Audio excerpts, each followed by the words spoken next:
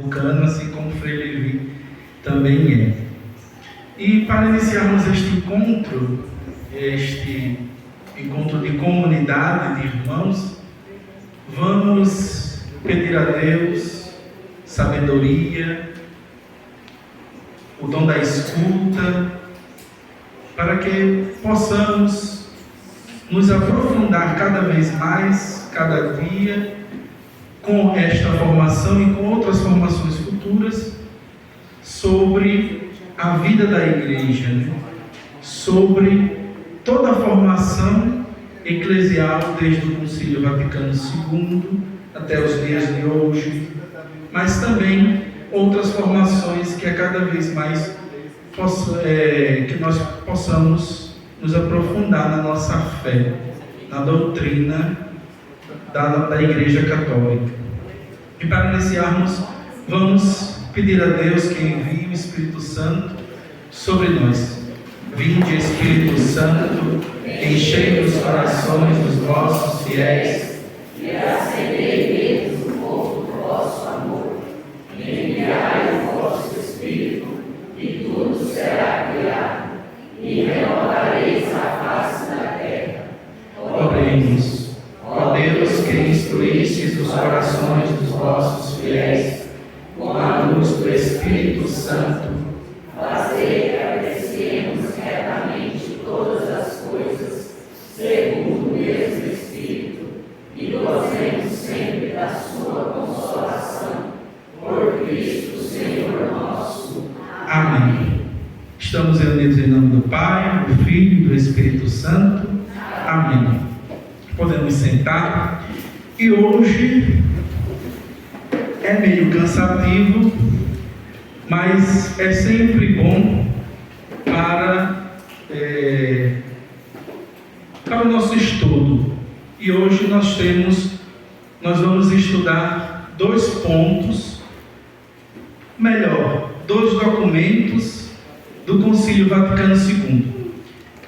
Esses dois documentos, apesar de ser constituições, mas eles têm, podendo dizer de forma geral, dogmas, porque a Constituição Dogmática Lumen Gentium e a Constituição Dogmática Dei Verbum são as duas únicas constituições que são de aspecto dogmático, de doutrina, podendo assim dizer. E nós vamos a Lumen Gentium, que é o estudo, que é o 4º capítulo que nós vamos estudar hoje, que é o lugar do leigo na igreja, que é um capítulo sobre a vida laical, sobre a importância do leigo na igreja, sobre os seus deveres dentro da igreja. E depois a Dei Verbum, que é sobre a revelação divina, nos aprofundar mais intimamente sobre a revelação divina, que é a palavra de Deus. Bem, a Constituição Dogmática, a Lumen Gentium, o 4º capítulo vai tratar bem definido sobre os leigos. E eu vou ler esse trechinho que é pequeno, que é o primeiro ponto da Constituição Dogmática. O Concílio Vaticano II coloca a importância dos leigos e das leigas para o bem de toda a igreja. Os pastores sabem que não foram instituídos por Cristo Jesus sem a presença delas e deles, de modo que não sejam sozinhos na assunção da missão salvífica da igreja no mundo, mas eles apacentam de tal modo que haja o reconhecimento dos fiéis nas suas atribuições e carisma, para que assim pastores, leigos e leigas cooperam de forma unânime na obra comum da evangelização e da salvação em Jesus Cristo. É preciso que todos, na vivência da verdade e do amor, cresçam na relação com Cristo, que é a cabeça da igreja. Olha aí, o serviço do leigo, a importância do leigo, não é, como podemos dizer, que obedece, que está ali só para obedecer, mas coopera, como vai dizer ali no texto, coopera o sacerdote nos trabalhos pastorais, porque o padre é um. Ele não consegue trabalhar todas as comunidades que se tem.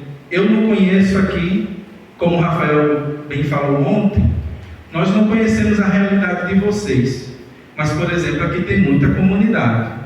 O padre sozinho, ele pode celebrar, pode estar em todos os lugares ao mesmo tempo, na mesma hora? Não tem como.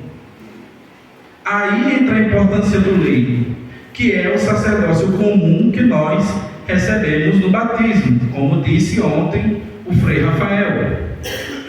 Muitas vezes o leigo tem na cabeça de que toda a responsabilidade pastoral é do padre,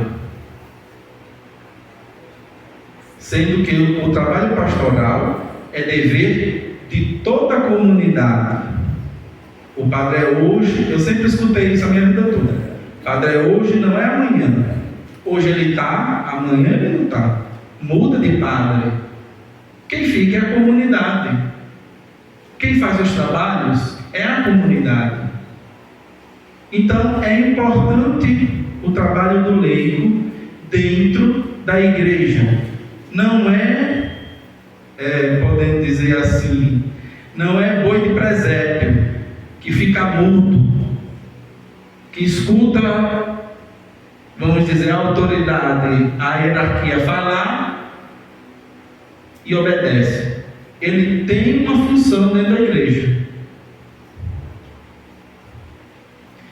Aí nós vamos perceber que o conceito que o concílio vem trazer bem forte, né, que é a noção de povo de Deus, que é o conceito e a vocação do leigo dentro da igreja.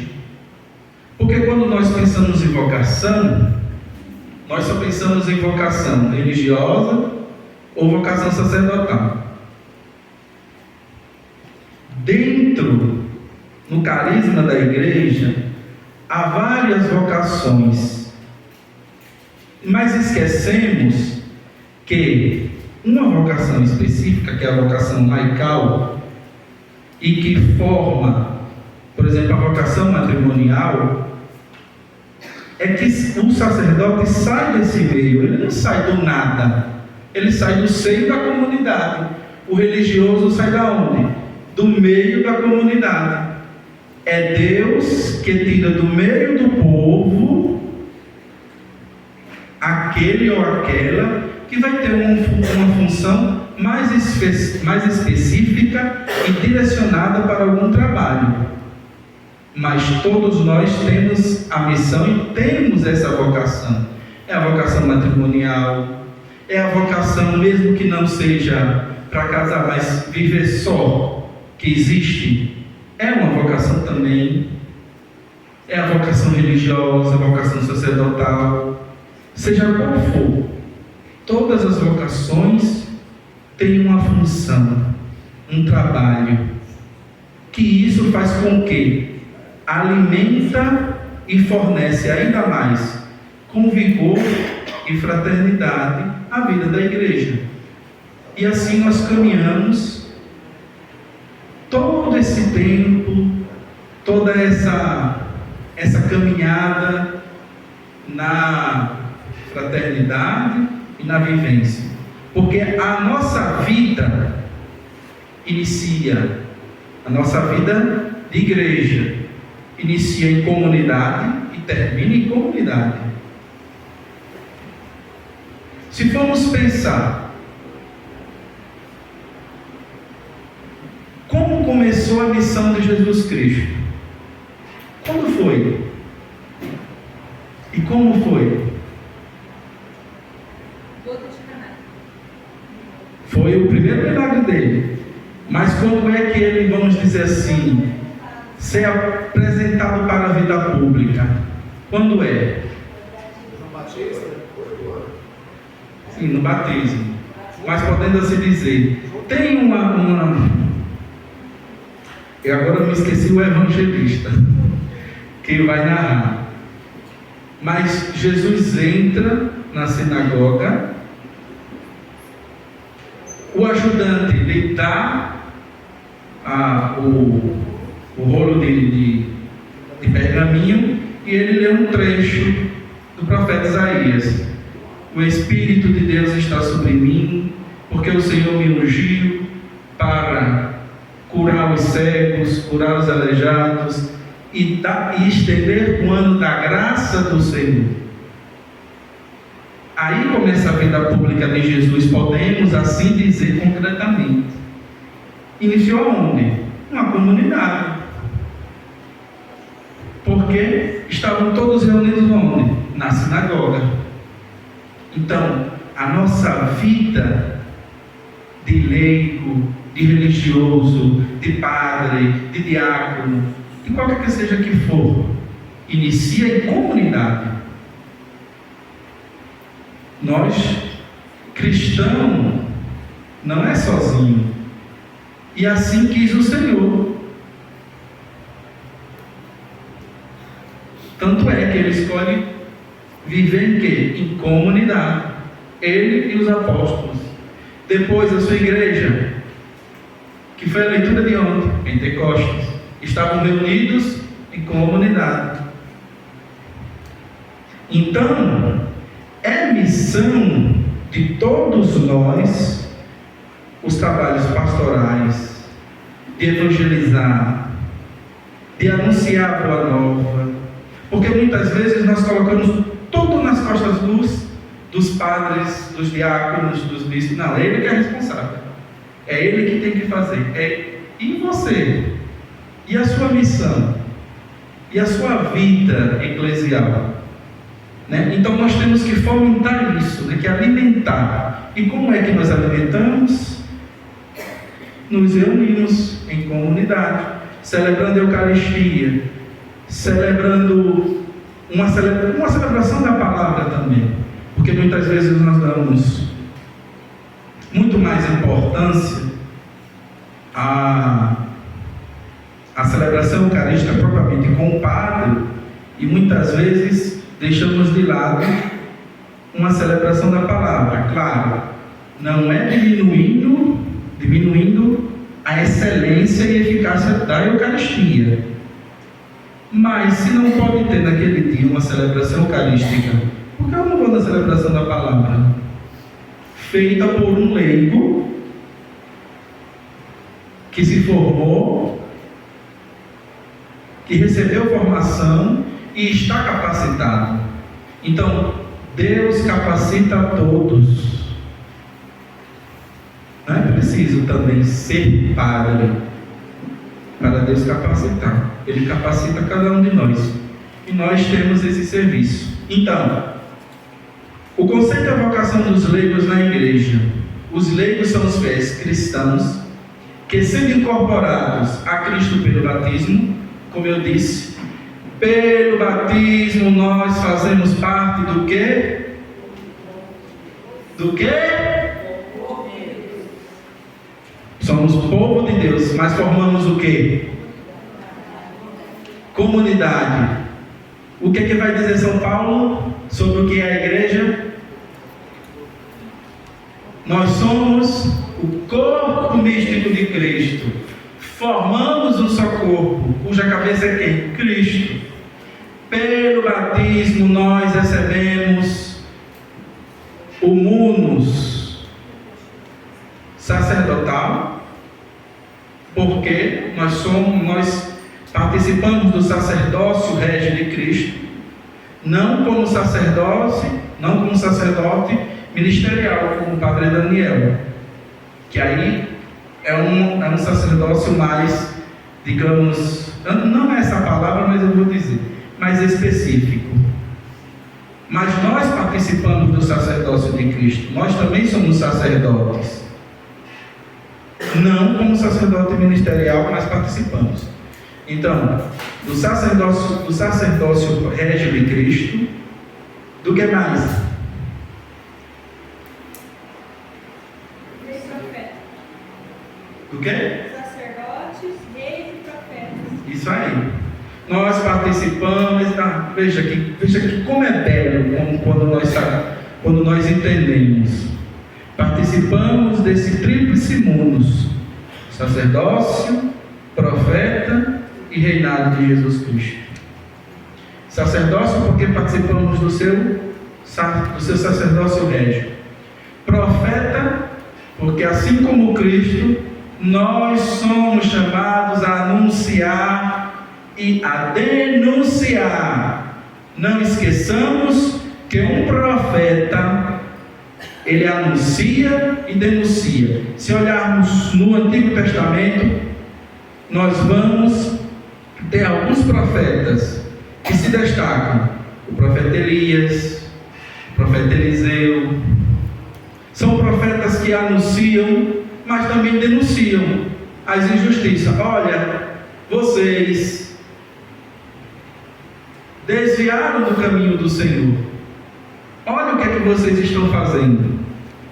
Assim também foi Jesus, que é João Batista também, que é o profeta dos profetas, que é Jesus Cristo. Então, assim como Cristo é profeta, nós participamos desse profetismo de anunciar e denunciar as injustiças que acontecem no mundo. Não é só dizer sou cristão e ficarmos de braços cruzados vendo certas coisas que acontecem e às vezes ficamos assim. Nós estamos sendo omissos. Essa é a verdade. Depois, Cristo Rei. Nós participamos do reinado de Cristo. Como? Somos co-herdeiros. Sendo co-herdeiros, nós somos o quê? O que é um herdeiro? Filho. Nós somos co-herdeiros. Co-herdeiro está ali ligado com herdeiro, está próximo. Cristo nos fez co-herdeiros dele. Nos permitiu que chamássemos o seu Pai de Pai. Participamos da filiação divina em Cristo. Tudo é em Cristo. Nós participamos por mérito somente dele, de Jesus, e ninguém mais. Veja como é bonito essa ligação que nós temos, esse munus, que pelo batismo a igreja, primeiro Cristo, depois a igreja nos transmite. Nós participamos. Se nós somos participantes desse mistério de Cristo, porque às vezes nós ficamos tão acomodados? Devemos pensar nessas coisas, refletir, o que é cada coisa, o que significa. Porque muitas vezes nós, vamos ser sinceros, nós nem merecemos tanto assim o que nós temos, o que nós conseguimos, porque nós somos tão omissos em certas coisas. Mas a nossa missão de leigo, e isso eu me coloco, mesmo sendo religioso, mas eu saí da vida, eu não nasci religioso, eu saí do meio do povo, da comunidade. Isso é o belo. A vocação religiosa e a vocação sacerdotal saem da comunidade. Veja que coisa. Os profetas que Deus, desde o Antigo Testamento até João Batista, Deus chamou, foi tirado de onde? Do seio de Israel. Até o próprio Deus desceu, se encarnou e participou na comunidade. Jesus era judeu, Ele participava assiduamente da sinagoga, como um bom judeu. Agora, como profeta, ele denunciava, anunciava e denunciava. Sendo chamados por Deus e guiados pelo Espírito evangélico, concorre para a santificação do mundo, pelo testemunho de vida, pela fé, pela esperança e caridade, manifestando Cristo aos outros. A nossa missão de leigo é em comunidade, reunidos em comunidade, participando do mistério eucarístico em comunidade. Ao sairmos, devemos ser testemunhas deste mistério que participamos. Não é só ir à missa e depois voltar para casa o mesmo. Eu sempre escutei que cada missa que participamos não é a mesma, porque nós não saímos como antes. Cada missa eu saio diferente. Às vezes nós pensamos, os ritos são os mesmos, só muda as leituras, né, de cada dia, mas os ritos são os mesmos. Mas o que é que me faz sair modificado, sair diferente? E não é a mesma que eu participei ontem. É esse Espírito que me santifica. É pelo Espírito Santo que nós somos renovados na vida eclesial e na vida do dia a dia. Nós sermos testemunhas de Cristo no trabalho, em casa, na família, na rua. Porque eu sempre escutei, olha, a palavra convence, mas o testemunho, ele arrasta. Porque o testemunho vale mais do que palavras. Porque palavras são jogadas assim, principalmente hoje, que é jogada assim ao vento, né? Falamos tantas coisas e às vezes só saiu. Não foi do Espírito. É esse Espírito Santo que nos vivifica e nos santifica e nos faz ser testemunhas desse Cristo. Então, o leigo, ele é importante na comunidade. Nós não somos qualquer coisa. O padre, ele tem uma função, o bispo, ele tem uma função, o papa, ele tem uma função, não está acima de nós. Eles têm uns cargos que diferenciam suas funções e que guia e encaminha os fiéis no caminho de Deus. Mas sem nós vai existir padre? Sem o leigo vai existir o bispo? Ele vai pastorear quem?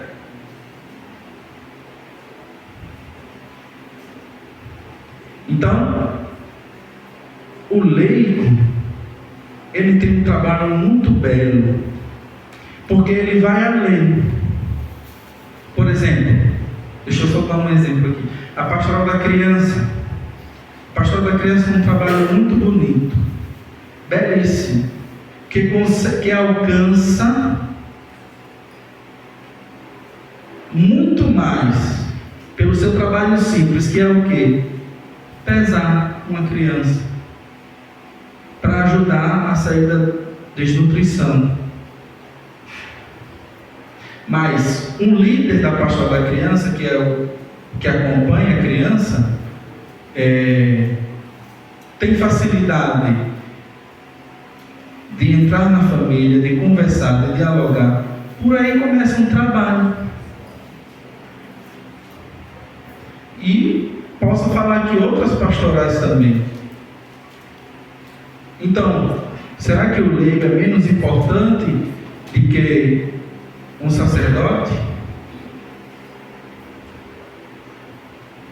Cada um tem sua importância e tem sua função.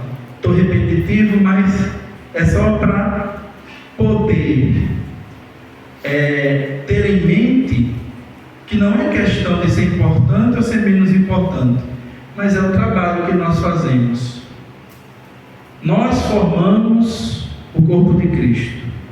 Cada um é membro. A cabeça não pode fazer algo que os braços e as pernas podem fazer melhor que a cabeça.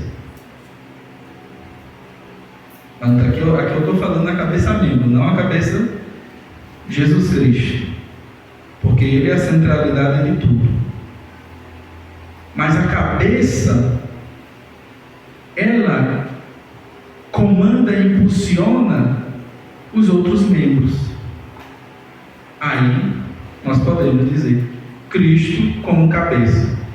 Pelo seu Espírito, Ele nos impulsiona, nos vivifica, nos santifica e nos faz trabalhadores da sua messe. Aqui está dando para entender? Se tiver alguma dúvida, pode perguntar, que eu paro e a gente tenta responder. E aqui vem uma coisa belíssima que vai na questão daquela passagem de São Paulo, né? Somos um só corpo, mas somos diferentes, que é a unidade na diversidade em Cristo. Nós não somos iguais, nós não somos uniformes. Cada um tem sua personalidade, tem o seu jeito, tem o seu modo de trabalhar, tem o seu modo de falar. Ninguém é igual ao outro. Até porque se todo mundo fosse igual, seria uma coisa meio estranha, seria não? Todo mundo igual, assim, perfeitinho. Aí é que está a beleza. É nas nossas diferenças que está a beleza da coisa. Porque não é preciso ser igual ao senhor Vanderlei, por exemplo. Eu não sou igual a ele.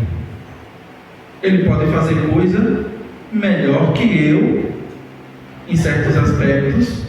Ele pode fazer muito melhor no seu trabalho, na sua vida familiar, no meio dos seus amigos. Ele pode dar muito mais testemunho do que eu, que estou de hábito. Não é assim? E assim é a vida da igreja. Ela é diversa, de vários modos. Ainda que muitos membros têm funções diferentes. E aqui eu já venho batendo nessa tecla, eu acho que até cansa. Mas aí está a beleza, como eu já disse, né? Nós temos funções diferentes dentro da igreja. Você na pastoral da criança, digamos assim, pastoral da saúde, pastoral dos acólitos e coroinhas, e assim vai. Cada um exercendo sua função, une todo o corpo, forma um só, forma uma unidade. É neles um só corpo em Cristo. Em Cristo e na igreja não há nenhuma desigualdade. Em vista da raça, nação, condição social e sexo.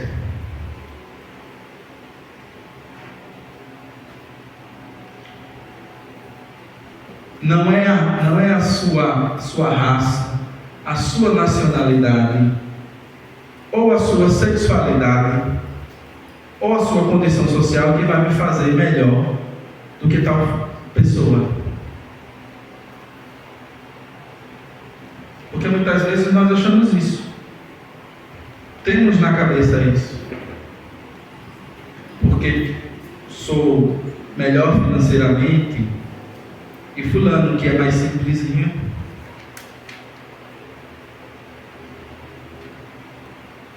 só para lembrar.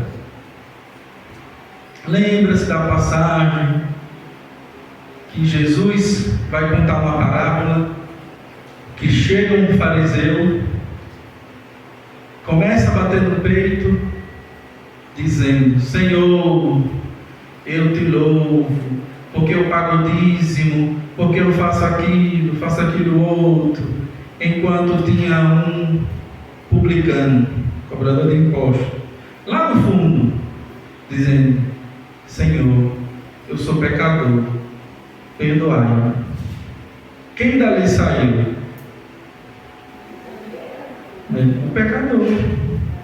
Não é a condição social, não é a sexualidade, não é a raça, seja qual for, que vai me fazer melhor que o outro. Somos todos iguais perante Deus, e assim deve ser na sua igreja. Todos nós somos iguais. Há uma igualdade na diferença. Nós somos iguais porque nós somos o quê? Irmãos. Mas nós somos diferentes porque nós fomos feitos diferentes. Deus nos fez diferentes, com características e personalidades diferentes. Aí há uma unidade na diversidade. Somos unidos como irmãos, mas diferentes nas funções, nas características, no trabalho que exerço dentro da igreja. Todos são chamados à santidade. Essa é a primeira coisa na qual somos chamados: a santidade. Ninguém aqui primeiro é chamado, por exemplo, primeiro a ser religioso ou a ser padre. Nós somos chamados a sermos santos, como Deus é santo, e sermos misericordiosos, como Ele também é misericordioso, e sermos justos, como Ele também é justo. E é o batismo que nos dá tudo isso. Por isso que o batismo é o primeiro sacramento que recebemos, porque ele nos impulsiona, nos leva nessa caminhada eclesial como irmãos, e como comunidade. É pelo batismo. E pelo batismo nós somos parte deste corpo, membros deste corpo, e somos unidos neste corpo na nossa diferentes funções, diferentes trabalhos. Todos devem dar testemunho, ninguém está isento. Todos quem? Todos, principalmente nós que somos batizados, que conhecemos um pouco da palavra de Deus, que temos um pouco de conhecimento. Não é preciso ser um Santo Tomás de Aquino. São Tomás de Aquino com sua inteligência, mas na simplicidade, no pouco que você conhece, você também é chamado a dar esse testemunho. Não é preciso ser intelectual. Todos nós somos chamados para dar esse testemunho de unidade, pois a diversidade das graças, dos mistérios e ações unificam os filhos e filhas de Deus, porque tudo é realizado no único e mesmo Espírito. Olha aí, nós somos diferentes, mas o mesmo Espírito que nos santifica nos une. Nos une em Cristo. Então, nós somos chamados a sermos este corpo e a vivermos em plena unidade, apesar das nossas diferenças, das nossas dificuldades, mas vivermos uma comunidade de irmãos, que nós o somos, pois assim chamamos Deus de Pai. Nós não dizemos na oração Pai meu, Já começa aí. Pai nosso. Nós rezamos em comunidade. Nós vivemos em comunidade. Nós rezamos, nós participamos, nós comungamos, cada um, claro, pessoalmente, quando vai comungar a Eucaristia. Mas até ali naquele momento é comunhão. Pois comungamos do mesmo pão, do mesmo corpo, do mesmo sangue, que é o próprio Cristo. Não há hóstias diferentes. Nenhuma é maior e nem menor que a outra. A única diferença assim é a magna, que é que o padre apresenta para ter uma visibilidade melhor. Mas todo mundo recebe a mesma comunhão, o mesmo corpo, do mesmo tamanho. Ninguém é melhor que ninguém. Mas recebemos em comunidade.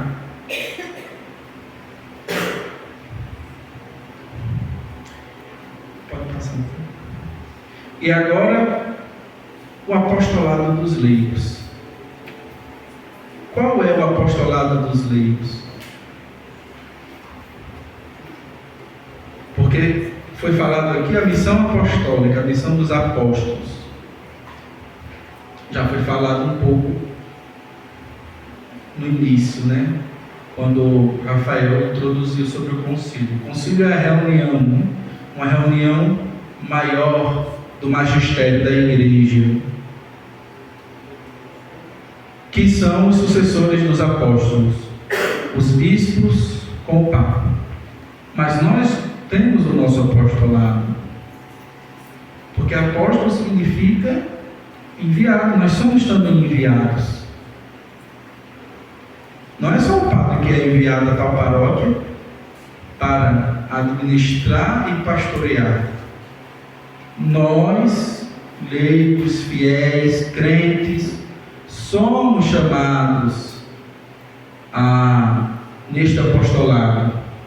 Somos enviados como catequista, como outros trabalhos pastorais, como coroinha, um apostolado da oração, apostolado da Mãe Rainha e tantos outros grupos. Nós temos um apostolado dentro da igreja. E é isso que o concílio vem nos lembrar tão fortemente. Por quê? Como eu disse, antes do Concílio Vaticano II, se tinha uma ideia.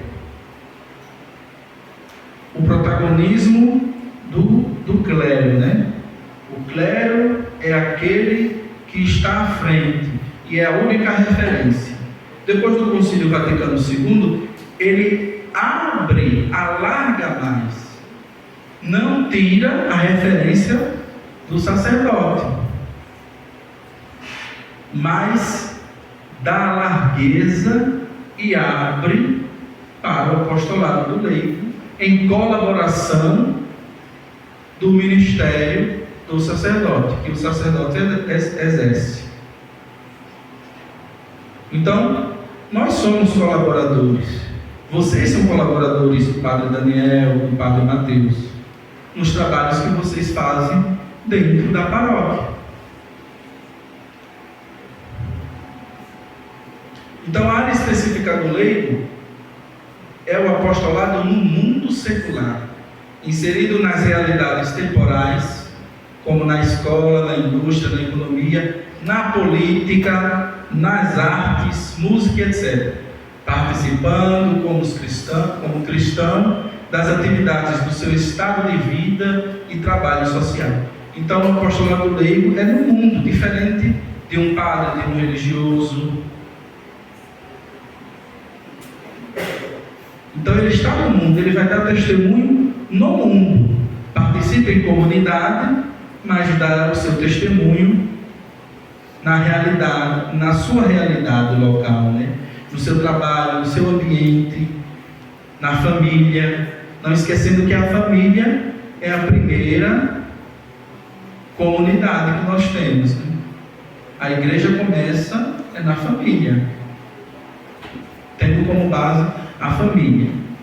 O mundo é o campo de trabalho do leigo.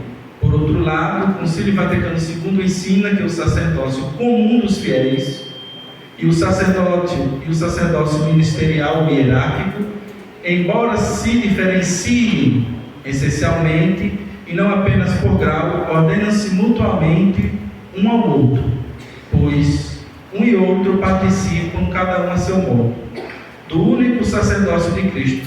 Como eu disse, apesar de se diferenciar o sacerdócio ministerial e o sacerdócio comum que recebemos no batismo, eles, digamos assim, se interligam porque se ajudam, vamos dizer assim, né? O leigo, ele ajuda no trabalho ministerial do padre, que ele não pode fazer tudo só. E é pelo batismo que nós recebemos. Assim o leigo faz e complementa a ação do sacerdote. Ele não ministra os sacramentos, não o substitui, mas prepara os irmãos para isto. Mas para que o leigo cumpra bem a sua missão, ele precisa conhecer bem a igreja que Jesus instituiu e nos deixou com sua doutrina. É o que nós estamos fazendo aqui, conhecendo um pouco mais a igreja, através do último concílio que tivemos.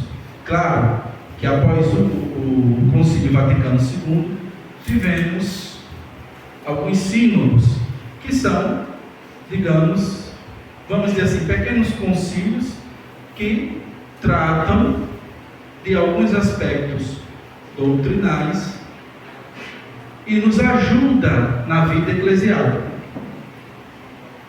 Mas nós somos o que? Colaboramos, complementamos a função do padre.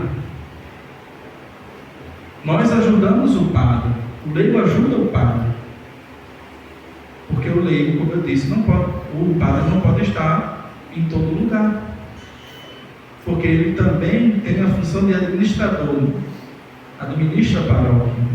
Então é um trabalho muito, às vezes, muito árduo, porque tem missas para celebrar, às vezes celebra mais de 3, para poder levar a Eucaristia em muitas comunidades.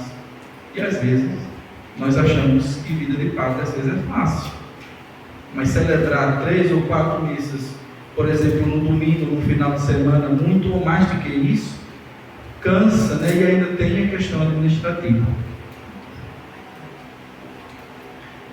Antes de entrarmos nesse ponto, né, no segundo documento, se alguém tiver alguma pergunta ou alguma dúvida, ou queira comentar algo, está aberto, assim, mais ou menos dou assim uns 5 minutos para nós podermos debatermos sobre o que nós falamos até aqui.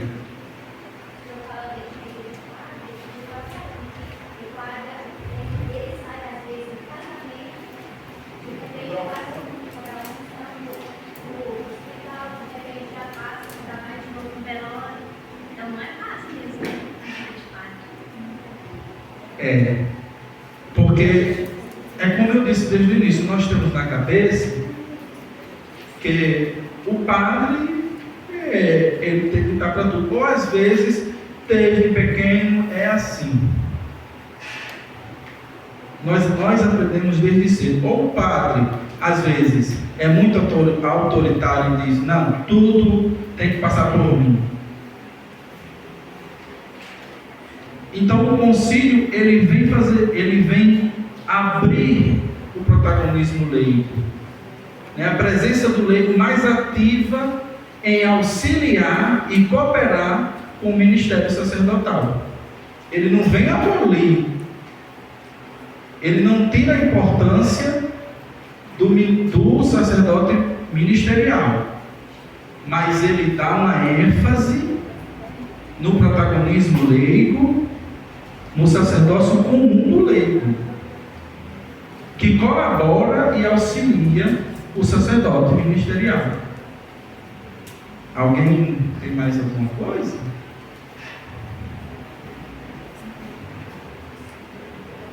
Tem alguma dúvida, alguma pergunta? Não? Podemos passar para o outro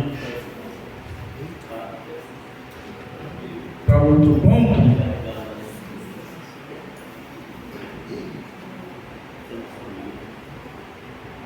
Está bem explicado? Espertíssimo, que às vezes... Aqui nós temos em Goiás, um protagonismo dos leigos muito forte. Né?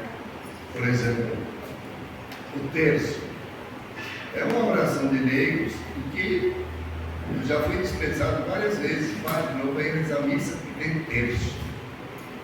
A nossa reza é a reza do povo, né? E a reza do padre é a missa. E às vezes o padre vai querer ir lá e querer pensando em missa. Quando eu cheguei em Goiás, aconteceu isso comigo. Fui para uma comunidade, me convidaram, disseram, padre, vamos lá que tem reza lá. Eu fui, pensei que era missa. Comecei a missa, terminou a missa, o dono da casa disse, padre, o senhor terminou a sua reza, nós iniciamos a nossa. Aí eu aprendi a respeitar essa realidade, sabe? A questão, por exemplo, da centralidade do padre não é tanto em nós velhos, está sendo hoje na juventude do padre. Os padres, vocês que vão ser padre daqui a pouco, pensa um pouco nisso. Quem se chama para ser autoridade são os homens padres. Eu. Nós velhos, que já temos o Vaticano II como DNA, como próprio sangue, isso aí, nós entendemos que essa missão nossa, primeiro é a consagração batismal. Aqui eu tenho o conselho pastoral. O conselho pastoral, pelo direito canônico, o padre tem que ser determinado. O conselho é consultivo. Não, aqui é deliberativo. Pronto, eu aceito e o que o conselho determina, a gente faz. Mas isso não é com os padres jovens, não. Tá bom? Isso é uma verdade.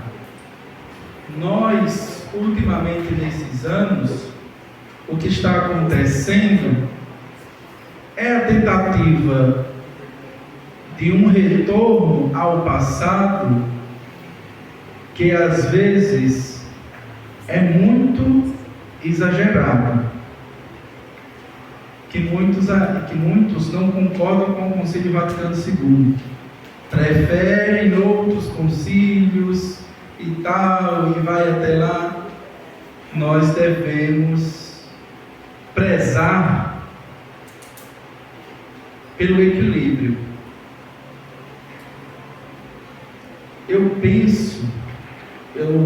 não gosto muito de dizer o que eu acho, porque eu penso assim, eu não estou, quando a pessoa vai na igreja, vai escutar uma pregação, eu não gosto muito de escutar achismo.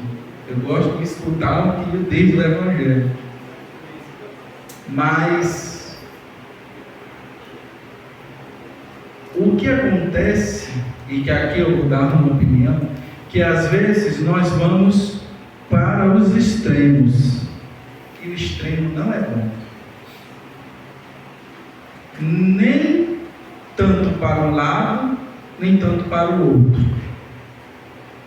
Os extremos sempre dá problema. Então eu prefiro no meio ali, no equilíbrio.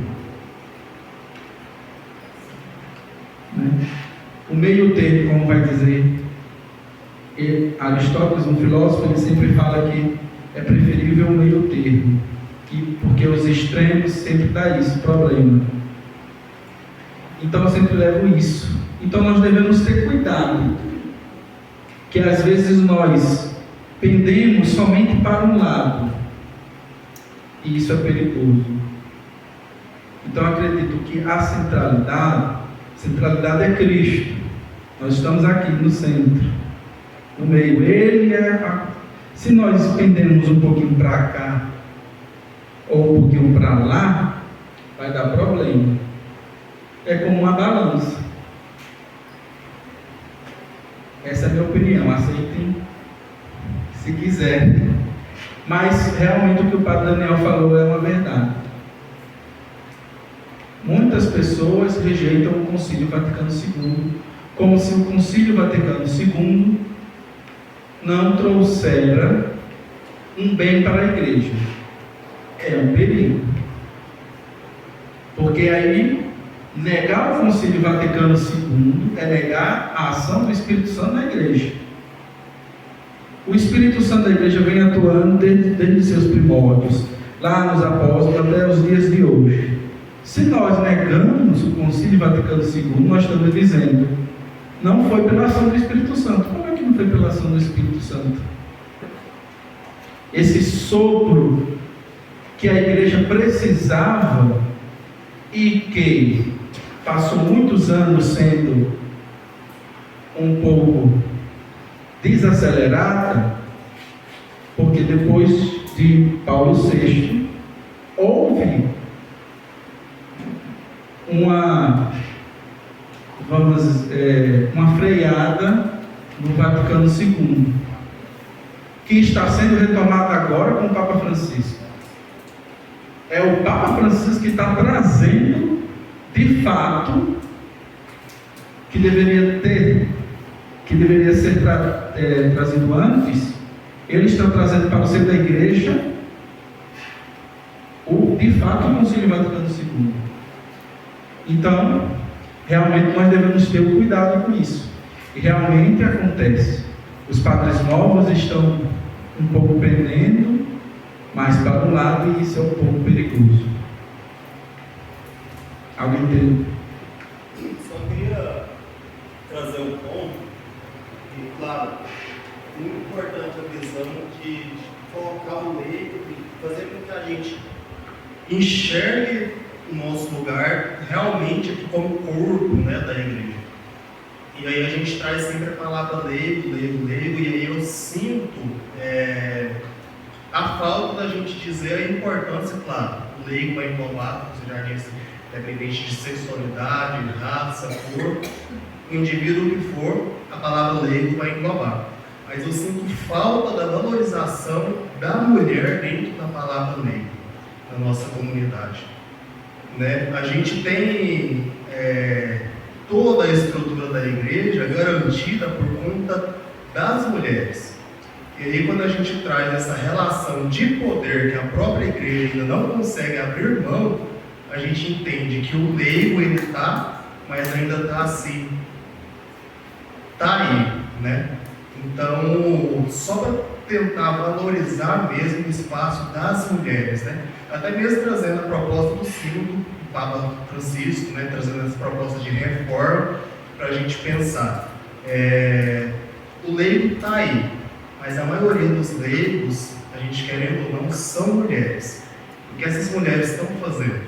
E como que a igreja está dando espaço de poder realmente dentro de uma estrutura de reforma, trazendo essa expectativa, essa experiência, essa história de Concílio Vaticano II. Perfeito a sua ideia que você colocou. Mas muitas vezes nós ficamos muito presos na questão da palavra, porque quando falamos leigo, estamos querendo também dizer o todo, leiga também.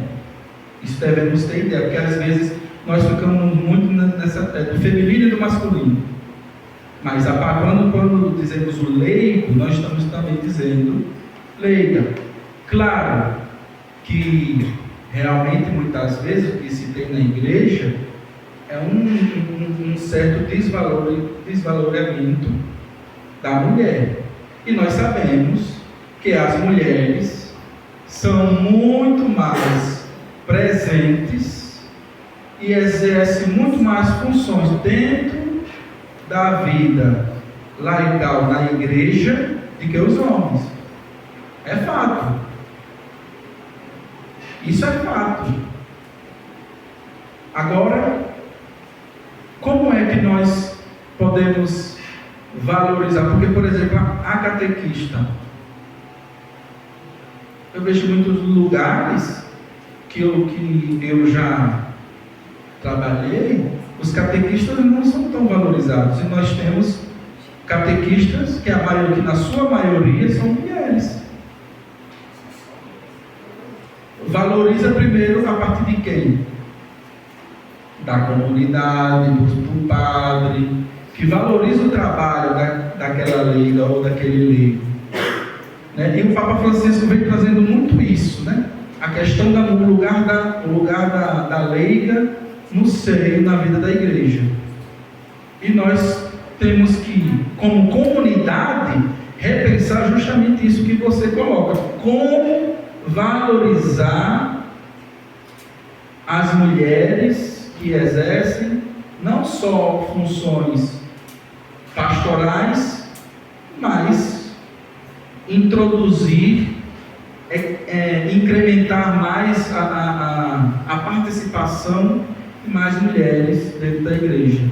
E também dos homens. Porque também há uma porcentagem pequena de homens trabalhando nas pastorais, nos grupos da igreja. Também devemos pensar nisso. Mas, claro, não esquecendo dessa função que as mulheres têm e fazem muito bem dentro da igreja. Né? Por exemplo, tem lugares que quem assiste em matrimônio são casais. Eles são ministros da palavra, da Eucaristia. Foram uma diocese, eu esqueci qual é a diocese agora, eu acredito que seja de Vitória, do Espírito Santo, no qual o bispo ele deu permissão para que casais, claro, com formação, sendo bem formados, possam assistir a matrimônios. Assistir, o que eu quero dizer, porque quem celebra o casamento não é o padre, não é o diácono. Quem celebra o casamento é os noivos. O padre, o diácono, ele assiste o matrimônio. Então, já existe, por exemplo, na Diocese de Vitória, essa questão de leigos já administrarem alguns sacramentos, como o do matrimônio, que não necessita tanto de um sacerdote ministerial. Mas muito bem colocada essa sua questão sobre a importância das leigas e a valorização das mulheres na função da igreja. Olá, tudo bem? Sou Marcelo. Eu vejo assim, eu também, enquanto fui seminarista, redentorista, falei aqui para vocês no início, por 8 anos, e em Santo Afonso a gente vê muito essa situação do equilíbrio mesmo. E, de fato, assim, a minha percepção, e percepção a gente vai mudando, né? Eu já tive várias percepções, hoje eu tenho uma outra. Interessante assim, com o Concílio Vaticano II, realmente é uma bênção e uma dádiva que a igreja recebeu. Temos essa clareza de ter os leigos podendo participar melhor, né, tendo uma vida mais ativa dentro da comunidade. Porém, não é por falta de tentativa aqui na paróquia, mas as tentativas de fazer formações são grandes e as presenças pontuais são poucas. Porque não adianta a gente fazer essa formação agora, aí daqui a tempo vai ter uma outra, mas quem está aqui hoje não voltar, ou não, agora não posso. E também assim, a atitude do leigo mesmo de assumir um compromisso e estar. Outra situação em relação a essa problemática, que eu vejo que é uma problemática que a igreja, por ser milenar, se resolve a lentidão, infelizmente. Por exemplo, eu acredito que no futuro, 100 anos, teremos diaconisas, daqui 100 anos. Nós não estaremos aqui para ver. Mas é o florescer da igreja. Né? Porque também, se a gente observar, nos livros apócrifos, são aqueles livros que não estão dentro da Bíblia, mas são caracterizados teologicamente para estudos. Nós vimos que lá tem mulheres que serviam a comunidades. Isso daí é histórico, né? Daí é uma outra problemática, é uma polêmica, que vai ser no futuro. Mas também, com o Concílio Vaticano II, essa é uma interrogação que eu faço. A gente viu também, houve em alguns lugares, até mesmo sacrilégio em relação à Eucaristia. Não estou mentindo aqui, vocês sabem, estudantes aí também. Fazer Eucaristia de uma situação assim, eu sei que é complicado, mas se a igreja até então não libera, eu acho que também aí a gente vai ferindo algumas situações. Mas é diálogo que vai ainda ser mais longos. Eu acredito que nós teremos um florescer, né? É preciso ter. Mais uma vez, nós estamos, enquanto comunidade, sociedade, nessa era digital, estamos ainda faltando muita coisa para ser feito dentro da igreja. Eu acredito que estamos começando. Com a pandemia, os meios digitais foram meio que obrigados a entrar dentro da igreja, e foi uma coisa positiva. Estamos melhorando aí. Já de antemão, aproveito para convidar a todos que estão aqui a dar um olhar mais para a nossa PASCOM, né? A nossa comunidade aqui, a nossa pastoral de comunicação que precisa também de mais apoio, e assim por diante. No tudo, o que eu quis dizer? Houve essa descentralização necessária e precisa, mas também houve, por parte, eu vejo assim, da condução da igreja também, essa abertura tão grande, que hoje, muitos desses padres jovens, ou muitos jovens os leigos dentro da igreja, que queiram também retomar algumas situações do passado, fazendo menção ao Concílio de Trento, e aqui nós não precisamos ir muito longe não, em Goiânia nós temos, né, na capelinha São José, perto da Matriz, é o Padre Braulio, que até hoje ainda reza a missa em latim, reza a missa de costa. Nós temos em Anápolis várias comunidades que participam de uma comunidade que as mulheres sentam de um lado, homens de outro, e as mulheres usam seus véus, que é uma coisa que acontece no século XXI, que não está, do meu ponto de vista, não está errado. Existe pessoas também que estão nessa situação, que gostam de ser assim, e que a igreja precisa estar presente também para essa comunidade. Da mesma forma que nós devemos ter aberturas que estamos tendo atuais. Então, tem que haver esse equilíbrio. Eu vejo que nem A e nem B, uma é melhor ou maior que a outra. Então, o concílio, né, eu sou muito feliz com o que o nosso Papa atual está fazendo com essa igreja sinodal, né, e a igreja de saída. Mas para deixar também o ponto de vista dessa situação que a gente tem que buscar, e como seremos igreja para ter esse equilíbrio em pleno século XXI, né? Sobre a questão litúrgica, sobre essa questão de liturgia, eu vou me aprofundar mais. Quinta-feira nós vamos falar sobre liturgia. Nós vamos pegar o documento da Sacrosanto Contínuo e nós vamos destrinchar mais um pouco e mais aprofundado sobre a questão litúrgica. Mas sobre o rito, o Papa Francisco ele já definiu, ele já falou sobre isso. Não tem mais o que falar. Que rito é? O Papa Francisco ele já falou, já definiu. Seguiu o concílio. E ele falou ex cátedra. No caso, aí está a infalibilidade papal. A sua autoridade da cátedra de Pedro, ele já falou. Mas vamos aprofundar mais sobre liturgia quinta-feira. Sobre a questão da Eucaristia, sobre essa, eu esqueci a palavra que você falou, sacrilégio. Sobre esse sacrilégio, foi o que eu disse. A igreja tem o seu jeito de celebrar desde o concílio. O concílio Vaticano II foi bem sucinto, bem simplificou toda a liturgia. Não precisa dizer mais, é o que eu disse. Os exageros, os extremos dão problema.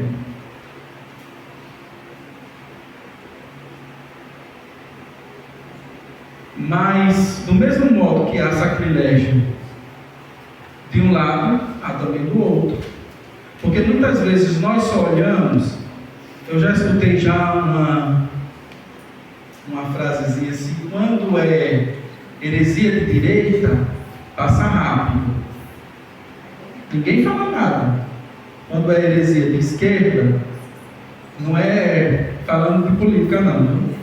Quando é heresia de esquerda, aí descem o pau. Criticam até dizer baixo.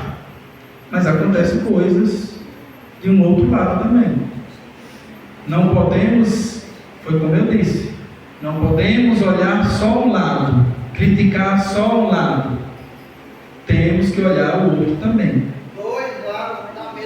Os dois lados na mesma moeda. Para você criticar, você tem que saber e conhecer. É como muitos criticam o Concílio Vaticano II. Já leu algum documento? Se você perguntar para uma pessoa, vai dizer não. Então como é que você pode criticar algo que você não conhece? É isso, os extremos dão problema. Nós não podemos criticar algo que nós não conhecemos. É preciso conhecermos profundamente para podermos argumentar. Não é porque fulano disse. Me dê argumentos plausíveis que eu vou concordar. Não pode ser assim, olhar um lado. Temos que olhar os dois lados.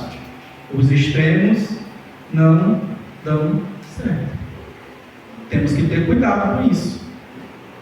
Mas, após isso, após esse debate que falamos, vamos adentrar no documento, na Constituição Dogmática Dei Verbo, que fala sobre a revelação divina, que fala sobre a palavra de Deus. Este documento é um dos mais importantes, é um dos documentos de grande importância, produzido pelo Concílio Vaticano II.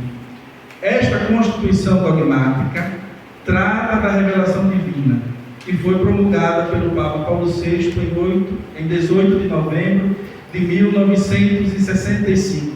Foi ali nas últimas do concílio, já quase que não saía, mas que acabou sendo aprovado no finalzinho do concílio. Um dos temas complexos expostos neste documento é a relação entre Sagrada Escritura e Sagrada Tradição. Esse documento ele é composto de 6 capítulos. A revelação como tal, que é o primeiro capítulo. O segundo capítulo é a transmissão da divina revelação. O capítulo 3, inspiração divina da Sagrada Escritura e sua interpretação.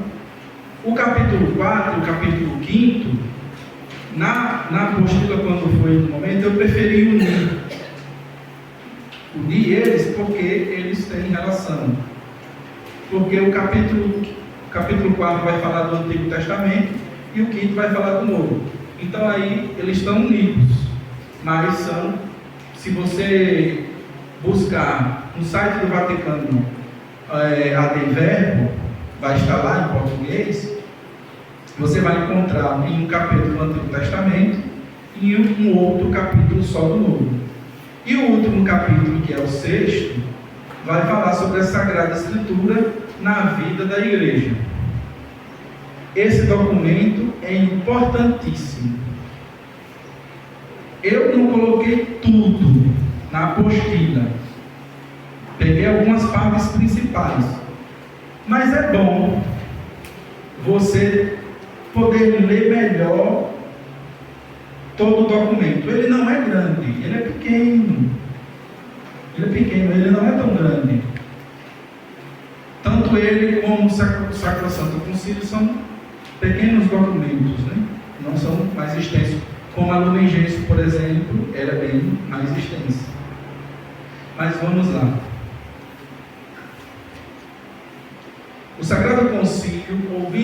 corajosamente a palavra de Deus, proclamando-a com confiança, faz suas palavras de São João. Anunciando-vos a vida eterna que estava junto do Pai e nos apareceu, anunciando-vos o que vimos e ouvimos, para que também vos vivais em comunhão conosco, e a nossa comunhão seja com o Pai e com o seu Filho Jesus Cristo. Por isso, segundo os concílios Tridentino e Vaticano I, entende propor a genuína doutrina sobre a revelação divina e sua transmissão, para que o mundo inteiro, ouvindo, acredite na mensagem da salvação, e acreditando, espere, e esperando, a ame.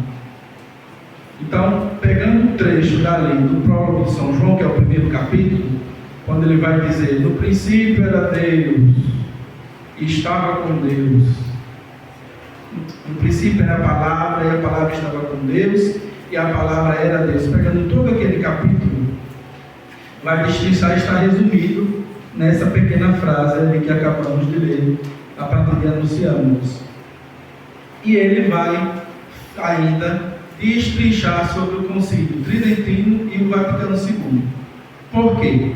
Eles não anulam o que os outros concílios falaram sobre doutrina, mas eles complementaram, implementaram, digamos assim, né? Completou, né? Melhorou, vamos dizer assim, né? Esses dois concílios neste documento Dei Verbum. E aqui no primeiro capítulo vai falar e vai tratar sobre a revelação em si mesma. Aí ele vai pegar alguns pontos que ele vai falar sobre, nesse primeiro capítulo, a natureza e o objeto da revelação, que é Deus na sua sabedoria. Ele vai revelar-se a si mesmo, falando aos homens como amigos e convivendo com eles, os convida a admitir a sua comunhão. A natureza da revelação. Deus, na sua infinita sabedoria e bondade, ele se revela ao ser humano como próximo. Não é Deus acima de tudo e acima de todos. É Deus se relacionando no meio de nós, no seio de seu povo. Ele se revela e transmite essa revelação para quem escuta. E o ser humano que escuta o Deus que se revela, por livre vontade, adere à fé nesse Deus que se revela. Não é algo obrigado, é algo livre. Depois ele vai falar e retratar sobre a preparação dessa revelação evangélica. Aí ele vai destrinchar sobre os primórdios dessa revelação, que após a queda no paraíso, a expulsão do ser humano do jardim do Éden, Deus começa por quem? Ele primeiro se revela aqui. Qual é o primeiro? Que a quem ele promete uma descendência tão grande. Começa por Abraão, chegando, passando pelos patriarcas, né? Moisés, os profetas, chegando na sua plenitude em Jesus Cristo. Essa é a preparação dessa revelação, que tem sua plenitude, como é o outro ponto, que tem sua consumação em Jesus Cristo. Depois de ter falado muitas vezes e de muitos modos pelos profetas, falou-nos Deus nestes dias, que são os últimos, através de seu Filho. Deus se revela a Abraão, lhe faz uma promessa: tua descendência será do tamanho, mas olha as estrelas e vê, assim será a tua descendência. Começando por Abraão. e vai de Abraão, passando pelos patriarcas, Moisés como seu profeta, que vai resgatar o povo de Israel que está como escravo no Egito e levar para a terra que emana leite e mel. E daí, passando por todos os profetas, tem sua consumação e plenitude em Jesus Cristo.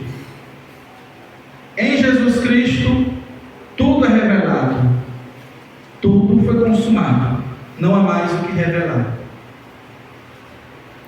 Não há mais, mas nós estamos nessa caminhada de, aos poucos ainda, ir tirando um pouco mais desse véu que ainda encobre nossos olhos da plena revelação que foi em Jesus Cristo.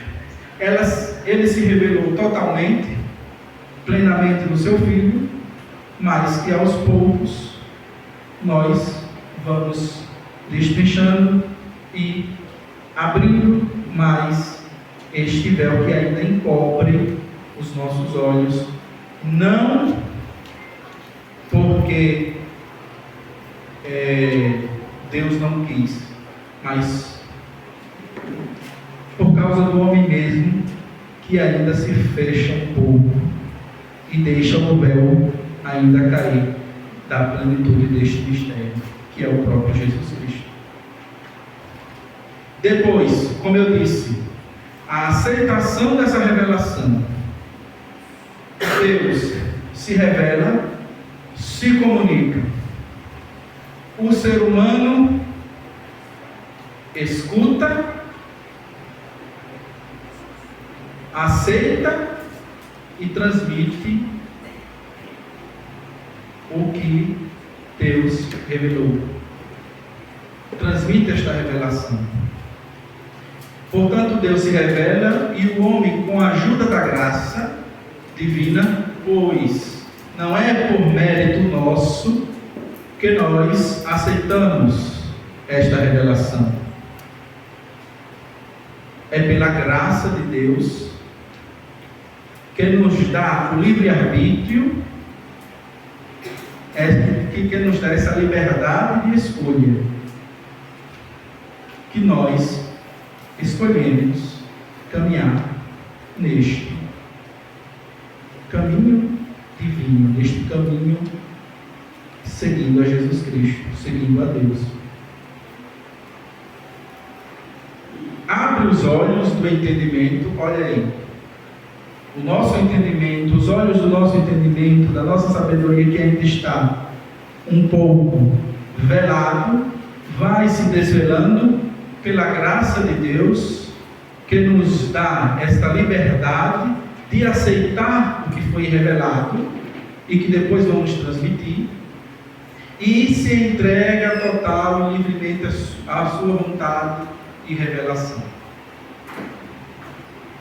É pelo Espírito de Deus que nós nos entregamos totalmente e aceitamos esta revelação. E qual é a necessidade da revelação? Por que Deus quis se revelar ao ser humano? Acho que nós devemos nos questionar por que Ele quis. Nós fomos desobedientes, nós não escutamos, preferimos escutar a voz de quem? Preferimos escutar a voz de quem?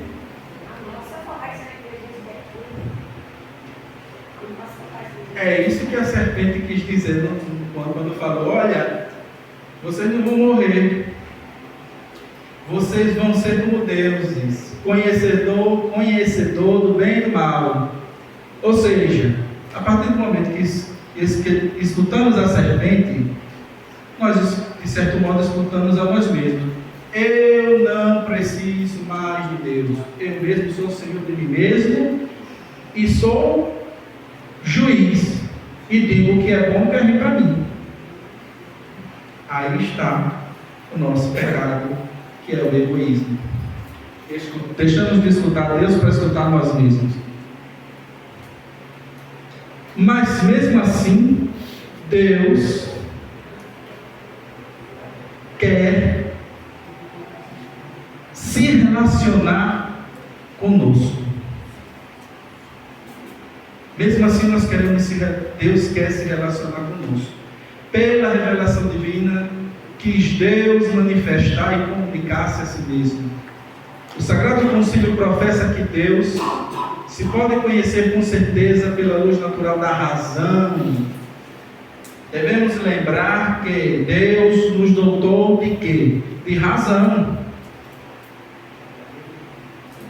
A fé e a razão estão interligadas, não estão separadas.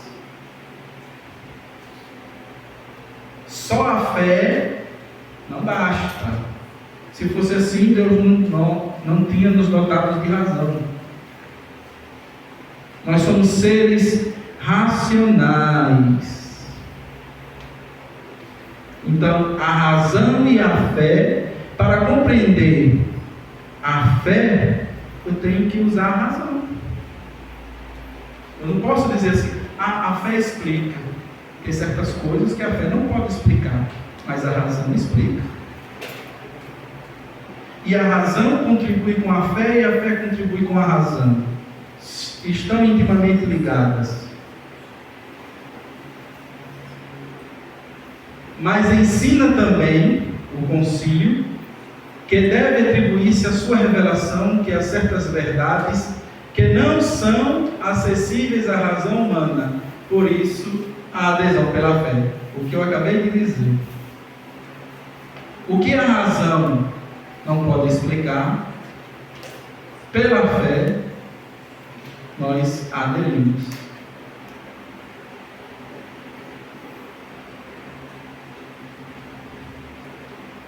E muitos tentam racionalmente dizer: Deus existe? Durante muitos séculos, muitos filósofos, muitos estudiosos tentaram dizer pela razão que Deus existe. Mas, como eu disse, a razão e a fé estão intimamente ligadas, porque muitas vezes a razão não vai exprimir ou dizer aquilo de fato como é, mas que a fé, pela adesão da fé, eu consigo dizer o que é.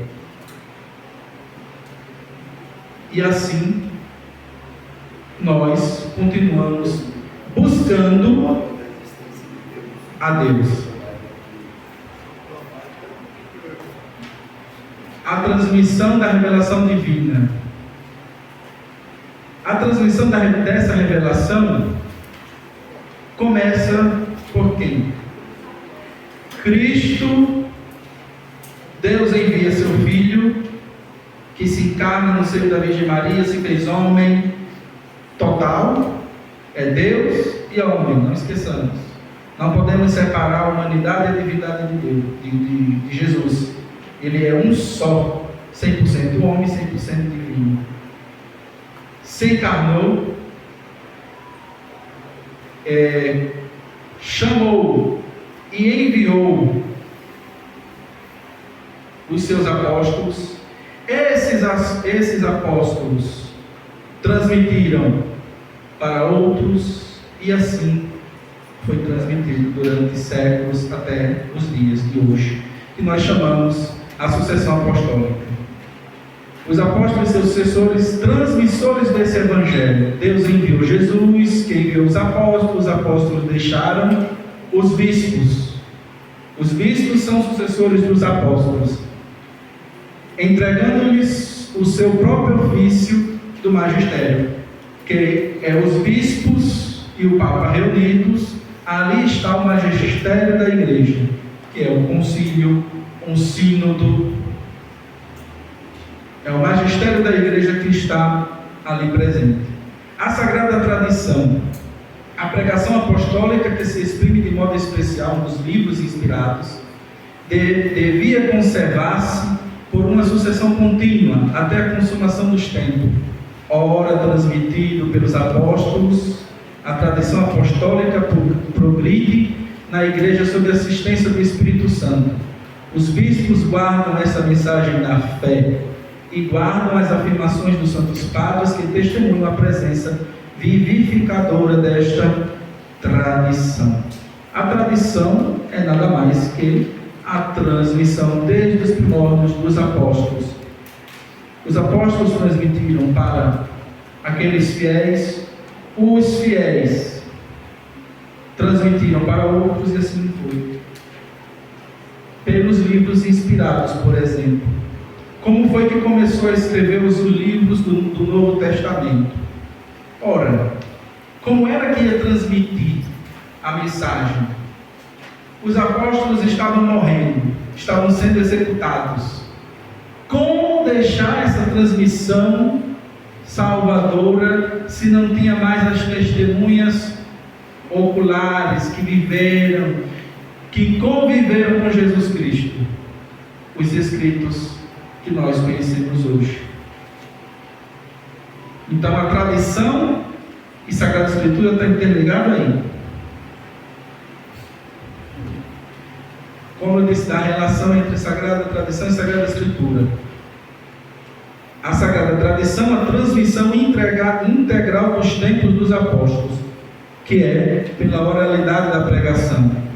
Nesta transmissão, conserva, expõe e difunde a pregação do que foi ensinado por Jesus Cristo. A Sagrada Escritura é a palavra de Deus escrita sob inspiração do Espírito Santo. Estão intimamente unidas e compenetradas entre si, pois derivam da mesma fonte divina, tendendo ao mesmo tempo o Espírito Santo. A Sagrada Tradição e a Sagrada Escritura constituem um só depósito sagrado da palavra de Deus confiado à Igreja. Sagrada Escritura e Sagrada Tradição estão intimamente ligadas. Elas formam depósito da palavra de Deus. Pela tradição oral e pela tradição escrita que nós temos hoje. A relação de uma com a outra, a Igreja e com o ministério eclesiástico. Nelas, o povo santo persevera unido com os pastores na doutrina dos apóstolos, na comunhão, na fração do pão, na oração, na conservação, na atuação e profissão de fé, que é transmitida. A vida da igreja está aí. Conserva, na comunhão, reunidos em comunidade, nós fazemos comunhão. Na fração do pão, a celebração eucarística. Na oração, nos momentos de orações em casa, na igreja, círculos bíblicos, momentos de reza do terço, de ler a palavra, de reflexão da palavra, e principalmente na profissão de fé que é transmitida, como nós rezamos no credo. Terceira, a inspiração divina da Sagrada Escritura e sua interpretação. A natureza da interpretação e verdade da Sagrada Escritura. Aqui é importante esse ponto, muito importante. Por quê? Vou ler só um pequeno trecho. As coisas reveladas por Deus, contidas e manifestadas na Sagrada Escritura, foram escritas por inspiração do Espírito Santo. Com efeito, a Santa Mãe Igreja, segundo a fé apostólica, considera como santos e canônicos os livros inteiros do Antigo e do Novo Testamento, com todas as suas partes, porque escritos por inspiração do Espírito Santo, tem Deus por autor, e como tais foram confiados à própria Igreja. Todavia, para escrever os livros sagrados, Deus escolheu e serviu-se de homens na posse de suas faculdades e capacidades, para que, agindo Ele neles e por eles, pusessem por escrito, como verdadeiros autores, tudo aquilo e só aquilo que Ele queria. O que é que ele está querendo dizer aqui? A Igreja considera todos os livros que nós temos hoje, canônicos. Alguém falou ali dos livros apócrifos.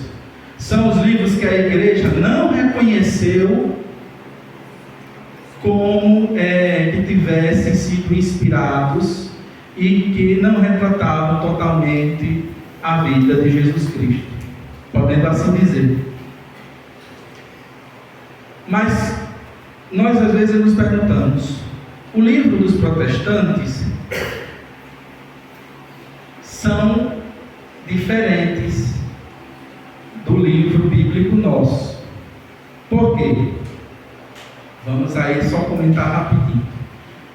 Lutero, quando ele escreve a Bíblia, como o Rafael falou antes, os protestantes foram os primeiros a ter a Bíblia antes que nós católicos. Quando ele escreve, Lutero retira 7 livros. Por quê? Por que Lutero tira 7 livros? Eu não sei qual foi o ano, mas digamos assim, os judeus, eles tiveram, digamos assim, um concílio entre eles e fizeram o mesmo que a igreja fez. Quais são os livros inspirados por Deus?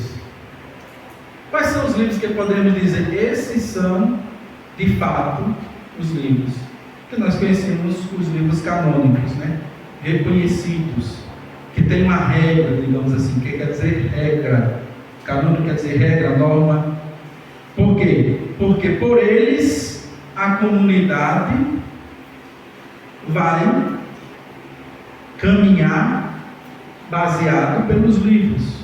Então a comunidade que diz assim, estes são os livros, que determina quais são os livros que são verdadeiros e que falam da revelação divina, a comunidade vai, a partir de que são determinados, vão se determinar por eles. Estão entendendo o que eu quero dizer? A partir do momento que a comunidade diz assim, estes são os livros, ela agora vai ser orientada por aqueles livros que a comunidade diz, esses são os verdadeiros. E o que aconteceu? Os judeus, eles utilizaram alguns critérios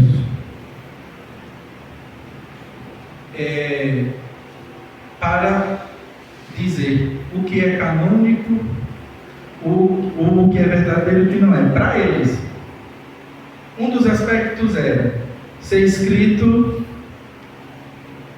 em hebraico, ter sido na Palestina, no tempo de Esdras e Neemias, e que tivesse conformidade com a Torá. Então, os judeus tiraram alguns livros. É desse que Lutero utiliza para escrever a sua Bíblia. Mas claro que ele também tira por algumas questões religiosas, que se ele deixasse, ia contradizer algumas de suas teses. Também tem isso. Então, por isso os protestantes têm 7 livros a menos. A igreja ainda não tinha, canonicamente, digamos assim, regulado quais eram. Para a igreja, tudo era a palavra de Deus. Então, na reforma, que conhecemos em história, reforma e contra-reforma, a igreja vai delinear os livros canônicos. Aí, os 7 livros que Lutero não aceitou, a igreja aceita. A igreja aceitou. Por quê? Porque também, se formos olhar, alguns livros do Antigo Testamento foram escritos em grego, e depois transcritos para o hebraico.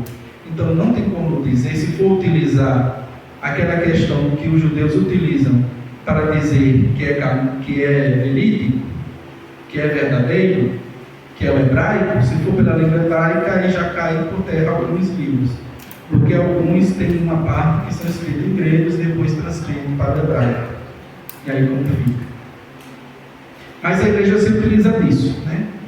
De canonizar. E outra coisa importante aqui, que se tinha antes do Concílio Vaticano II e que alguns concílios anteriores disseram: somente Deus é o autor único dos textos sagrados. O concílio vem dizer que Deus é o verdadeiro autor, mas que ele utilizou homens, ou conhecidos como agiógrafos, uma palavrinha complicada aí. Ele se utilizou de homens com suas capacidades. E quais são as capacidades? Inteligência. E a outra agora eu esqueci. Mas tem uma outra que agora não vem na mente. Mas usou do ser humano, que tem a capacidade da inteligência, para escrever aquilo e somente aquilo que ele mesmo quis. Mas Deus utilizou o ser humano, o homem, e o homem também é autor dos textos bíblicos. Não é ele, digamos assim, como alguns poderiam dizer que não tem tanta relevância, mas o ser humano é importante, portanto ele também é autor, claro, pela inspiração divina. Se utiliza de quê? Do contexto histórico, do contexto cultural de Israel, e não esquecendo das culturas e contexto da época, dos vizinhos, dos povos vizinhos de Israel. Não se pode menosprezar isto. Lê a Bíblia, lê os textos sagrados, lê a letra pela letra, lê o que está ali só por ler, isso é fundamentalismo. Não se pode, tem que se olhar o contexto histórico, cultural de Israel e do povo. E Deus se utiliza disso para que o homem escrevesse aquilo, mas escreve somente aquilo que Deus quer. O que o homem escreveu foi segundo o seu contexto histórico e cultural, mas é aquilo que Deus o inspirou para deixar escrito ali. Estamos terminando, calma aí.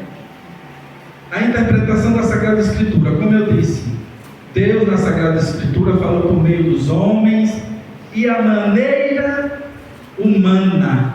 O intérprete da Sagrada Escritura, para saber o que ele quis comunicar, deve investigar com atenção o que os agiógrafos, quer dizer, os autores, realmente quiseram significar, o que aprove a Deus manifestar por meio de suas palavras. Aqui, como eu disse, não é só ler e dizer Deus escreveu isto, sem interpretar bem o que o autor quis dizer. Porque muitas vezes nós dizemos assim: na Bíblia está escrito assim, na Bíblia está escrito, se tua mão direita pecar, corta. Você vai cortar sua mão por isso? Jesus fala isso, não fala não. Se teu olho direito te faz pecar, arranca. Você vai levar na literalidade da palavra? Tem que ter interpretação do que o autor quis dizer, que colocou aquilo ali, e o que ele quer comunicar para nós aqui aquilo que ele escreveu. Não se pode ler na literalidade, tem que ter interpretação. E depois, a condescendência de Deus. Portanto, a Sagrada Escritura salva sempre a verdade e a santidade de Deus. Manifesta-se a admirável condescendência da eterna sabedoria, para conhecermos a inefável benignidade de Deus e com quanta acomodação Ele falou, tomando providência e cuidado da nossa natureza. As palavras de Deus, com efeito, expressas por línguas humanas, porque é um ser humano que escreve, o seu contexto histórico e cultural, tornaram-se intimamente semelhantes à linguagem humana, como outrora o Verbo do Eterno Pai se assemelhou aos homens, tomando a carne da fraqueza humana. É bonito essas palavras, né? Mas Deus utiliza das capacidades humanas para deixar escrito aquilo que Ele quer que esteja ali. Mas nós temos que ter a sabedoria de interpretá-las, não ler na literalidade. O quarto e o quinto capítulo, que é o Antigo e Novo Testamento, que eu falei que unifiquei, ele vai falar da importância do Antigo Testamento para nós cristãos, porque para o judeu não existe Antigo e Novo Testamento, o que existe é a Bíblia hebraica. Você não pode dizer, se você tiver com um judeu, você dizer Antigo Testamento, é mesmo que matar ele, né?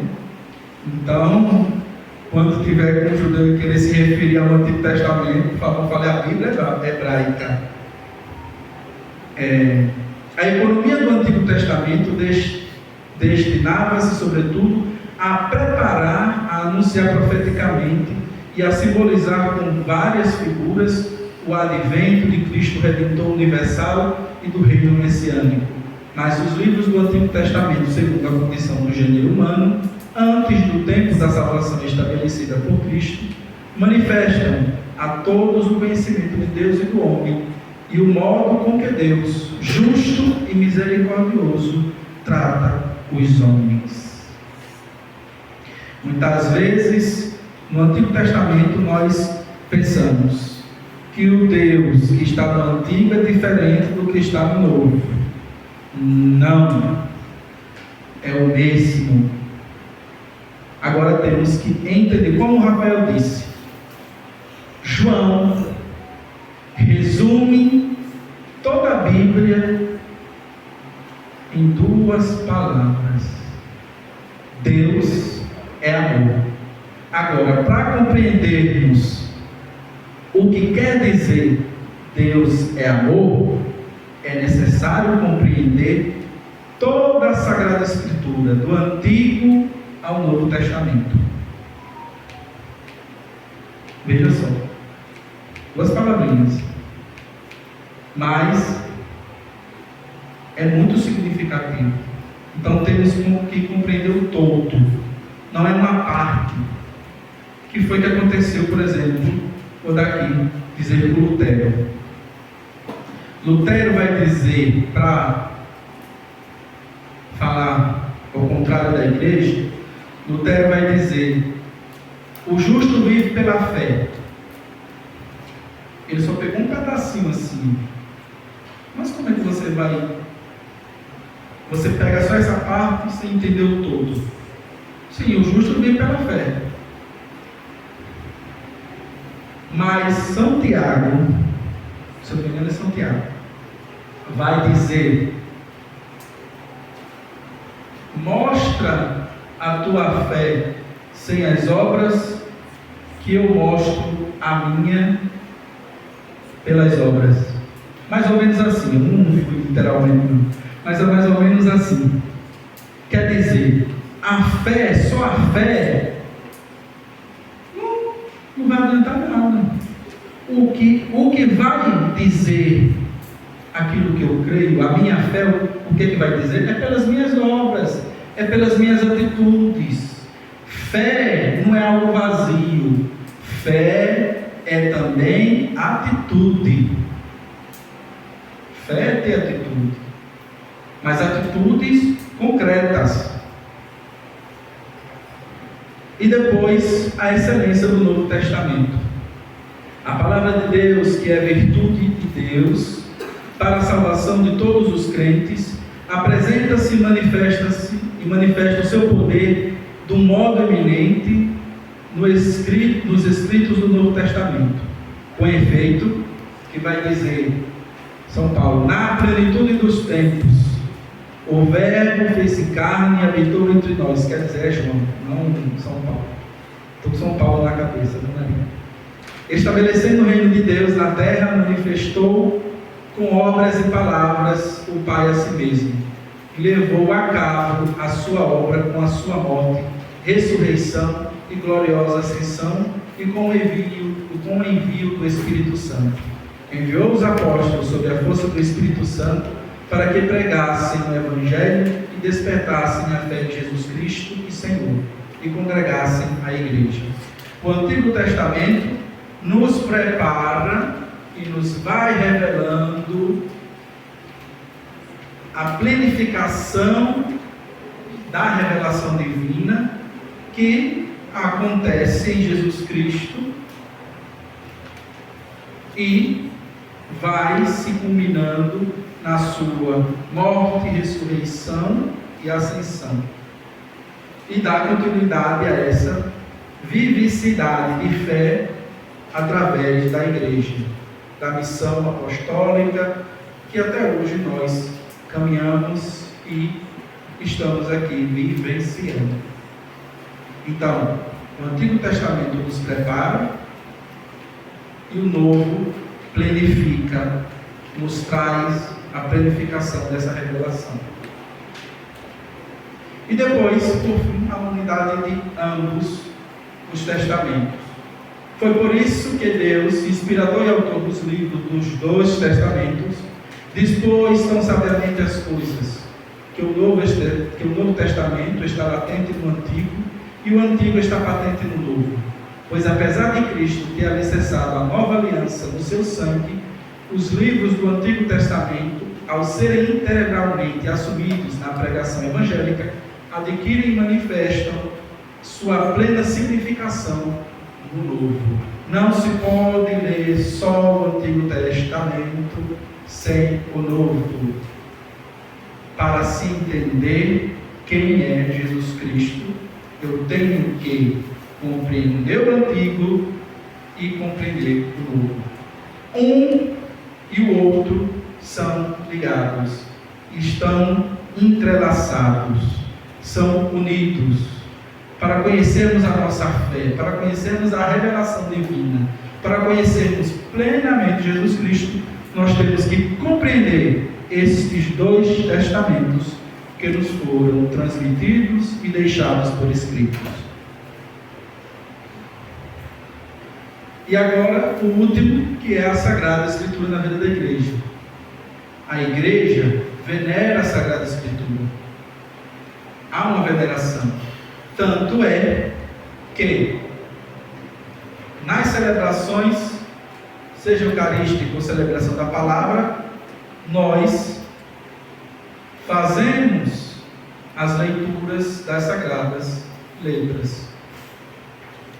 Aí a importância. Por isso temos o ambão, que é a mesa da palavra, e a Eucaristia, que é a mesa do banquete, a mesa do corpo, do sacrifício, ou como queiramos dizer. Elas estão unidas. Por isso, normalmente se está no mesmo patamar. O ambão, a mesa da palavra, e a mesa da Eucaristia estão plenamente unidas.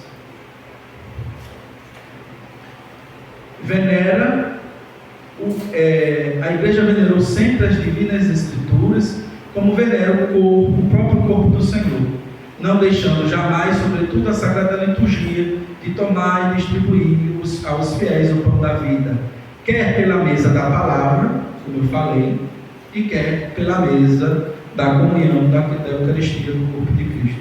Então, ela sempre considera e considerou, juntamente com a Sagrada Tradição, como regra suprema da fé.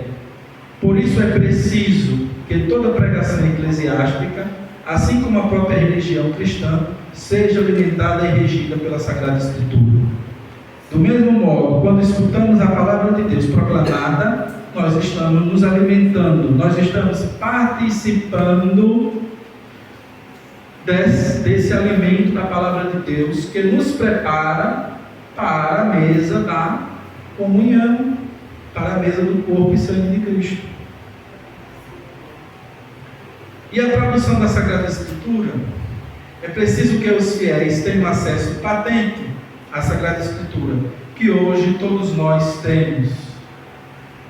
Aí devemos também agradecer a São Jerônimo, que é ele que traduz para o latim toda a Sagrada Escritura para nós, digamos assim, católicos. E também Lutero também deve graças a ele, porque Lutero só traduziu para a língua alemã a Bíblia graças a São Jerônimo. Então, nós temos a Bíblia hoje em casa. Ela não é enfeite, ela não é para estar, muitas vezes deixamos assim em casa, aberta no Salmo 90 ou no Salmo 23, o Senhor meu pastor e nada me faltará, mas é preciso lermos esta palavra, é preciso compreendermos, ler, mesmo que você às vezes não compreenda, mas leia a palavra de Deus. Como é importante nos alimentarmos da palavra, não só nas celebrações, mas em casa também. Sempre é bom fazermos a leitura. Então, por esta razão, a igreja logo e desde seus começos fez sua aquela tradução grega antiquíssima do Antigo Testamento chamada dos 70, e sempre tem em grande apreço as outras traduções, quer orientais, quer latinas, sobretudo a chamada Vulgata, porque São Jerônimo ele usa do grego, usa dessa chamada 70 ou Septuaginta para poder traduzir para o latim as Sagradas Letras, a Sagrada Escritura. Então a igreja ela sempre venera, seja no grego, no oriente, no latim, venera todas essas traduções, não é? Mas visto que a palavra de Deus deve estar sempre acessível a todos, a igreja procura com solicitude maternal que se façam traduções aptas e fiéis nas várias línguas, sobretudo a partir dos textos originais dos livros sagrados. Nós não temos a Bíblia original, nem os textos originais. O que temos é tradução da tradução da tradução. Mas podemos dizer que temos a língua original, mas o texto original que o autor escreveu, não. Nós temos as traduções. Porque às vezes o papiro ou o pergaminho vai se perdendo, aí para não se perder, transcreve na língua original. Aí vai passando. E assim nós temos traduções da tradução, não o original, mas temos a língua original, que é o hebraico ou o grego, por exemplo. A investigação bíblica. Eu já falei da investigação bíblica. É preciso que, isso é mais também para quem está estudando, digamos assim, profundamente mais Bíblia, quer estudar, aprofundar mais sobre a Bíblia. O investigador ele deve estar atento ao que eu já falei antes, né? O contexto histórico, o contexto cultural de Israel e dos povos vizinhos. Deve estar atento a isso, aos gêneros literários que o autor coloca, deve estar atento a tudo isso. Para nós também devemos ter como a palavrinha aqui, esse cuidado para não fazermos interpretações erradas, porque tem vários modos de interpretações que sejam plausíveis, digamos assim. Mas temos que ter o cuidado para não, ao lermos, nós não ficar com uma coisa que às vezes queremos que o texto fale aquilo que nós queremos, mas o texto não está falando aquilo. Mas às vezes nós lemos e queremos que o texto diga aquilo que nós queremos. Por isso a importância de se investigar bem o texto bíblico. E depois que eu já falei aqui, a leitura da Sagrada Escritura. É preciso que nós não tenhamos vergonha, por assim dizer, mas que possamos ler a Bíblia em casa. Se tem a Bíblia em casa, leia, não precisa ler a Bíblia toda de uma vez. Lê trechos pequenos, cada dia. Não precisa ler a Bíblia toda com rapidez. Leia devagar, no seu tempo, né? E assim vai ler toda a Bíblia. E por fim, para encerrar, eu trouxe esta pequena frase de Dom Helder, grande bispo e profeta de nossos tempos. Ele vai dizer assim: quando sonhamos sozinhos, é só um sonho, mas quando sonhamos juntos, é o início de uma nova realidade. Esse foi o concílio. Quando foi sonhado junto uma mudança de um olhar novo da igreja para si, de como ela se vê e de como ela transmite Jesus Cristo para o mundo moderno, para o mundo novo, isso se tornou realidade. Se pôde ir, se caminhar, se concretizar, ainda mais se aprofundar nessa caminhada com Cristo. Somos nós. Se nós caminharmos sozinhos, se nós sonhamos sozinhos, não vamos fazer nada. Mas se sonhamos juntos, como vocês já caminham, como o Padre Daniel mesmo já falou, que vocês são bem introduzidos na vida paroquial, na vida pastoral, aqui nessa paróquia, vocês vão poder fazer realidades, muita coisa. Vão poder, de fato, trazer para a realidade de vocês a evangelização e poder transmitir Jesus Cristo aos outros e às outras. Espero que vocês tenham entendido. Qualquer dúvida, tem o Frei Rafael, o Frei Levi, tem eu, podem nos perguntar algo, se ficou alguma dúvida, que nós ficaremos aqui. E também ao Padre Daniel, que é o que tem mais experiência que nós temos, né? Então ele tem muita experiência nisso, dessa caminhada. E lembrando que quem não assinou ainda ali a lista de presença, podem passar lá, por favor, e assinar.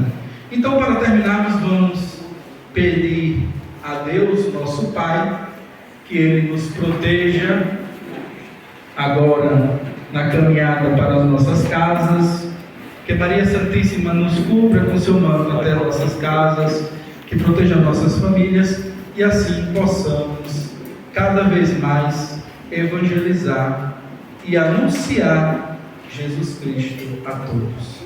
Pai nosso que estais nos céus, santificado seja o vosso nome, venha a nós o vosso reino, seja feita a vossa vontade, assim na terra como no céu. O pão nosso de cada dia nos dai hoje, perdoai as nossas ofensas, assim como nós perdoamos a quem nos tem ofendido, e não nos deixeis cair em tentação, mas livrai-nos do mal. Amém.